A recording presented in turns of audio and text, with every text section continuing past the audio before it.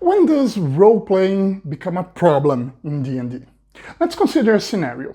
If one of the player characters is a self-serving lone wolf in a group of valiant heroes, that character may frequently clash with the party or not feel compelled to pursue the adventure hooks. Why should I risk my life for that? What's in it for me? These recurring conflicts can be draining for the rest of the group. Not again!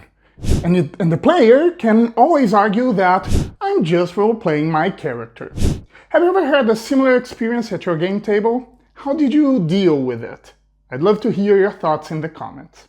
In such situations, the heart of the matter is the lack of alignment among the characters and with the campaign. This can be addressed with a one-on-one discussion with the player to explore the character's goals and motivations. However, tackling this in session 0 is best to ensure smooth and enjoyable gameplay. After all, it's always better to be safe than sorry, isn't it?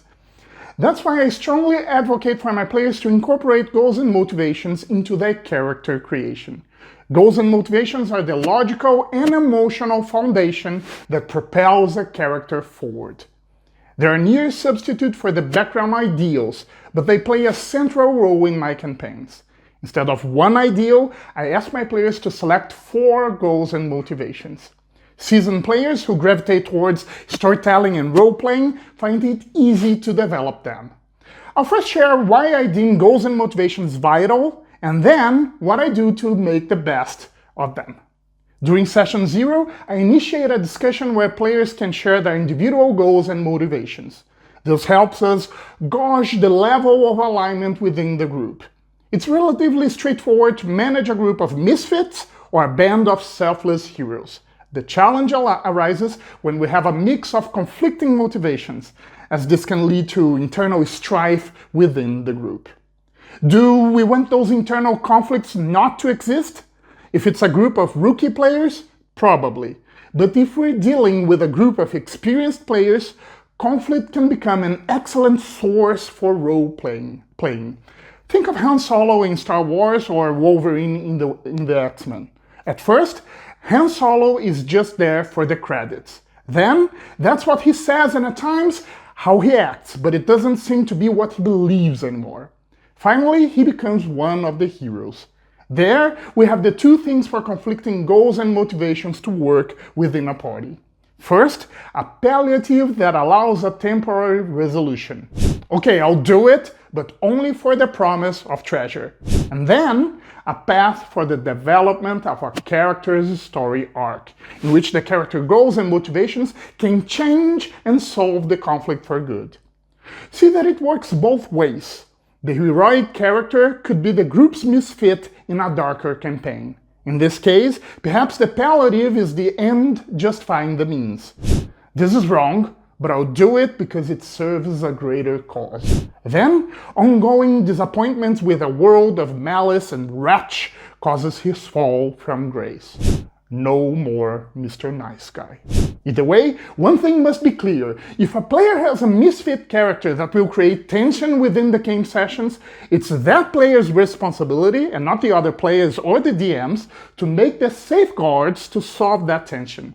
Maybe his character is secretly in love or thinks that he has a life debt with another character. I'll do it, but only because it's you who's asking. And he also must know how to navigate that tension, because if it shows up in every game session, it can become a real bummer for the party. That's why we probably want our rookie group to be pretty homogeneous. Hence, the beauty of goals and motivations. They make it clear in session 0 the potential characters' misalignments with one another and the campaign, and make us work to solve the problem at its very roots. Cool, but what can we do to execute that? Glad you asked. I replaced the character's ideal for goals and motivations. I compiled a bunch of ideals, turned them into goals and motivations, added a few extras, and grouped them into 4 sets. I asked my players to choose at least one from each group to create their characters and try to weave them into their backstories if possible. The 4 sets are possible answers for 4 core questions that work as a "this is your life" approach. The first question is, what are your individual drivers? When you only think of yourself, what do you strive to achieve? I compiled a list of 20 answers. The list ranges from ambition, glory, and greed to influence, power, and self-knowledge. Just like ideals, each comes with a simple phrase that expands and explains them. Players can roll a d20, choose from them, create new ones, or edit the phrases. The next question is, what is your most important kinship? My set offers 6 answers. Oneself, for those who value no one but themselves, friendship, camaraderie for bonds within organizations, community, family, and love for those who wish their character to have a prince or princess bride. Next, what is your moral compass?